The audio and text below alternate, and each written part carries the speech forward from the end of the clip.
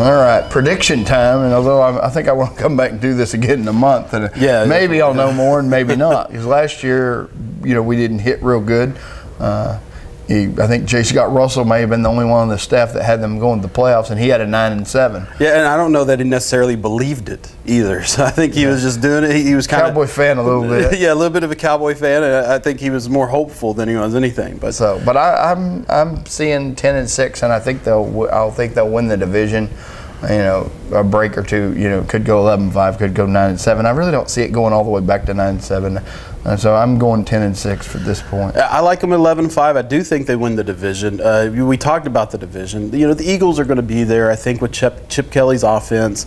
It's built to succeed. It's built to put numbers on the board, and they're going to do that most weeks. The Giants are going to get a full season out of Beckham, and so there's renewed optimism in New York with their offense. I think about their defense, really. Yeah, their defense is. I think that you do have some pass rushers still on that defense, but I like their offense. I think their offense can be explosive. Eli Manning's going to make those really bad mistakes several times a year, but he's got enough weapons around him. I think Rashad Jennings could be in for a really big season if he can stay healthy at running back for them.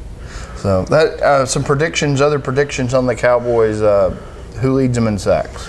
Yeah, I think it does end up being Greg Hardy. I don't, even with just 12 games, if he only plays 12 games, I think he ends up leading them in sacks. He's the best pass rusher on the team. He might get to 10 or so. Yeah, I think double digits is very realistic for him. So what, and we did the rushers in an earlier segment. I'm going McFadden, and you've got Randall. Who's the second leading receiver as far as touchdowns go? Because Dez seems to get nearly one a game. It's kind of proven he's at that level.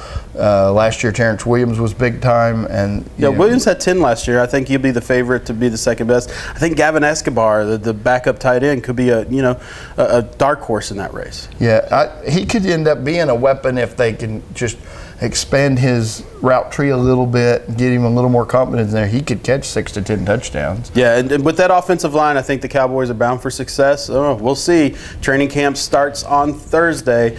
Come back with us right before the season. We'll try to maybe fix those predictions a little.